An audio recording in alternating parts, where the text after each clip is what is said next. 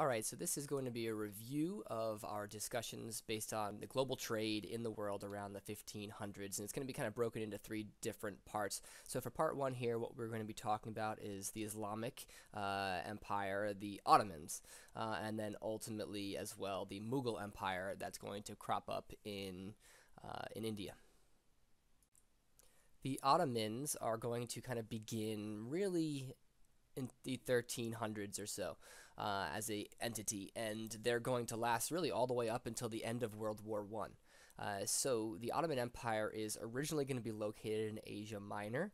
However, it's going to begin to spread out from there, and it's really going to emerge as a political and economic power following the conquest of Constantinople, and that's going to have the effect of blocking all of those trade routes from Europe into Eurasia and ultimately Eastern Asia as well. The Ottoman Empire is going to establish its capital at the city of Constantinople, which is really going to become renamed and known as Istanbul under the Ottomans. The Ottomans are going to begin to expand, as we were just saying, really into Southeastern Europe and the Balkan Peninsula, into Southwest Asia, and also North Africa. The Ottoman Empire is going to reach its geographic maximus under the ruler known as Suleiman the Magnificent, and the Ottomans are going to bring this Muslim and Arabic and Persian tradition into Southwest Asia and North Africa while under their rule. The Ottomans are going to use this Islamic religion as a force to unify this empire and all of these people.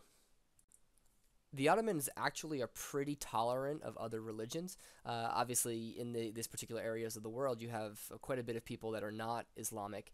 So these Christians and Jewish people are going to be brought under the guise of this Ottoman Empire, and as a result, you're going to get a bit of tolerance there between the Ottomans and these groups. They feel that they can kind of be there.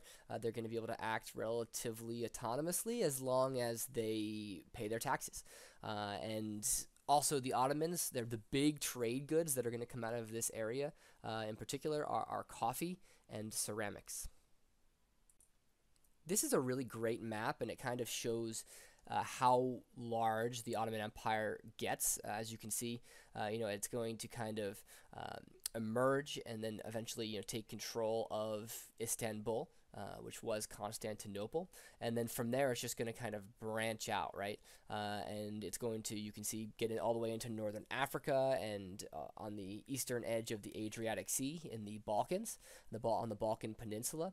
It's going to extend into Greece and also Egypt and the eastern part of the Mediterranean, really. The Mughals are going to be another empire that is mostly Islamic, and they are going to descend from the Mongols, the Muslim Mongols.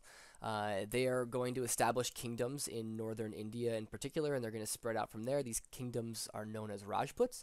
So Babur, a Mughal Raj, is going to establish the Mughal Empire in 1526, and as I just said, the Mughals are going to kind of then expand into most of India. So this is a great map of kind of seeing the original Mughal Empire and how they begin to expand through the 1500s, 1600s, and even into 1700 or so. This is just another map of the kind of maximum extent of the Mughal Empire that you can see. So some of the big contributions of the Mughal Empire and Mughal rulers in most cases.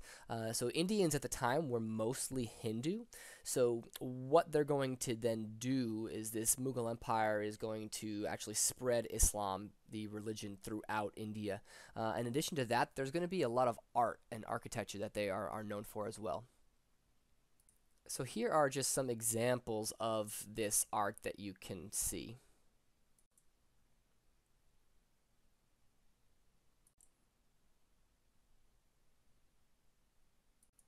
And that architecture we were talking about, the big piece is going to be this Taj Mahal, which is going to be built by the Shah Jahan in memory of his wife. And you're going to see some pictures of that in just a second. As you can see, the Taj Mahal is an absolutely beautiful building. The architecture is quite astonishing. Here is a more frontal view of it, and as you see, it's just equally as impressive from really whichever angle you look at it.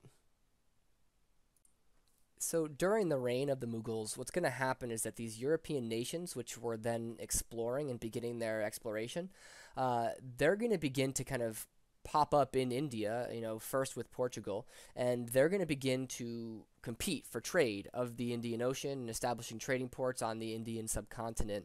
And some of these the European nations, obviously Portugal with Vasco da Gama being the first one to kind of to link up those, but then eventually England and the Netherlands are also going to be really important for establishing trading ports and things like that in India. Textiles are really going to be the most important thing that you need to know. That's going to be being traded with the Europeans and India here, the Mughals. So the cloths that were coming out were made from things like cotton, wool, and silk. And these Indian textiles are really going to influence the British industry. These British manufacturers begin making these textiles for themselves through these fabrics that are coming out of India. So let's dive into the second part here now, mostly about China, Japan, and Africa. Now that we've had the European Age of Discovery and the opening up of the world, really, of these trade routes that were a result of that, European nations are really going to begin to directly trade with Asia and Africa over these over-the-seas routes, right?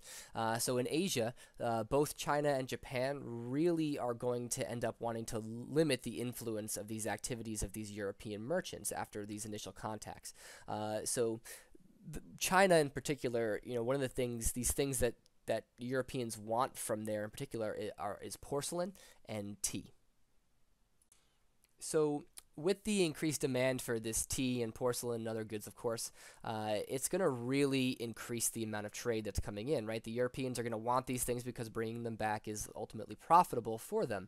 So what's going to happen is the Chinese emperors are really going to begin to dislike the influence of the Europeans in their country, in their area, right, in their empire.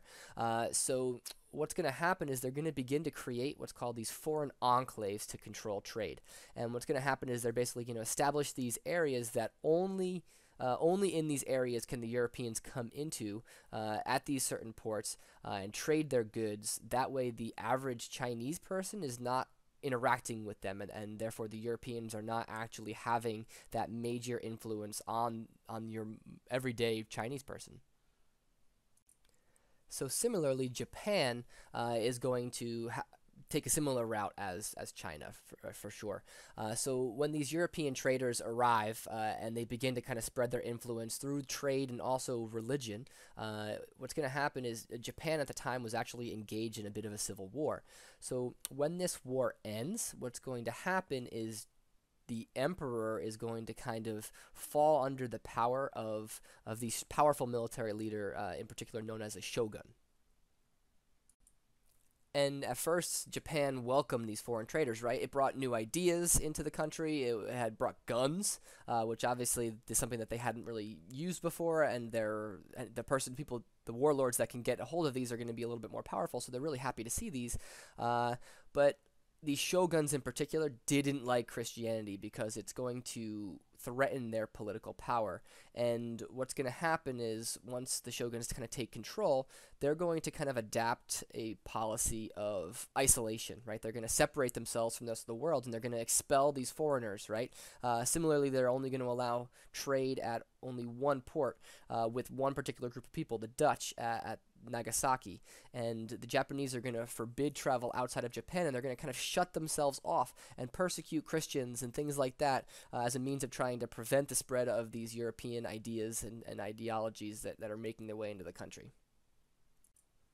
So Africa, after the Age of Exploration as well, is going to have a bit of a new role in the world trade, right? So after 1500, international trade is going to become extremely different. It's going to really be altered by the economic patterns in Africa, right? You're going to have this demand for African goods. In particular, the exports that are coming out of Africa are the slaves and other raw materials, the raw materials in this case being gold and ivory, among others, of course. So the slaves and these things are going to be brought into the triangular trade. And the African kingdoms are going to demand the world goods as well that are going to be coming in. They're going to be importing manufactured goods from Europe and Asia and the Americas, right? These new food products and things as well. Corn and peanuts are going to be coming in from the Americas that are really important and going to have a major impact on the agriculture in Africa. So how now, in our third part, did all of this growth and trade and these empires interact with one another, and how did it impact in Europe? So speaking in a general sense, right, following the Age of Exploration, these European nations are going to begin to grow. All of these riches that are coming in are going to really enrich the wealth of these countries, and you're going to have things like colonies that are going to be popping up and bringing in these raw goods back to the European father countries, right? It's going to create overseas markets, right? If you have these new colonies and people going there and people that lived there already, you know, these manufactured goods are going to be able to be brought over there and traded or sold and things like that, right? And as I was just saying, these resources, these raw goods that are coming in are really going to be important, bringing them back to the father country to continue this industry and keep this cycle going. So the competition that's going to come about between all of these different European nations is going to develop this economic system that's known as mercantilism. It's going to basically link these European nations with their colonies, right? And mercantilism is an economic practice adopted by these colonial powers in an effort to become self-sufficient, right? If these colonies are able to provide all of these raw resources, then these countries are not necessarily going to need to go outside of it, right? And they can take all of the profit from it, from selling, to bringing these things in and then creating things with them and then ultimately selling them at the markets we were just talking about, right? So the whole idea here is that colonies are specifically going to exist for the benefit of the mother country completely. These colonies, as I said, are a source of raw materials, raw resources, right, for these European nations. And the colonies exist as markets, as we said, right? So these people that are here and the people that are then moving to these places are going to then buy these manufactured goods that are coming from the mother country, right? So the thought really is that colonial economies are really going to be limited by the economic needs of the mother country completely.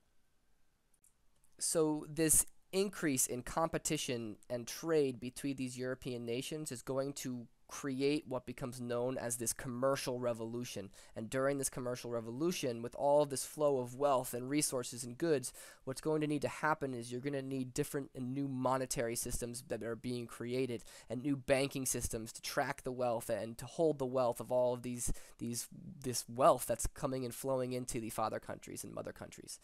Okay, so that's about it for our recap here on the empires of the world around 1500 and ultimately the effect of the trade and things between them. So hope this helps, and again, good luck.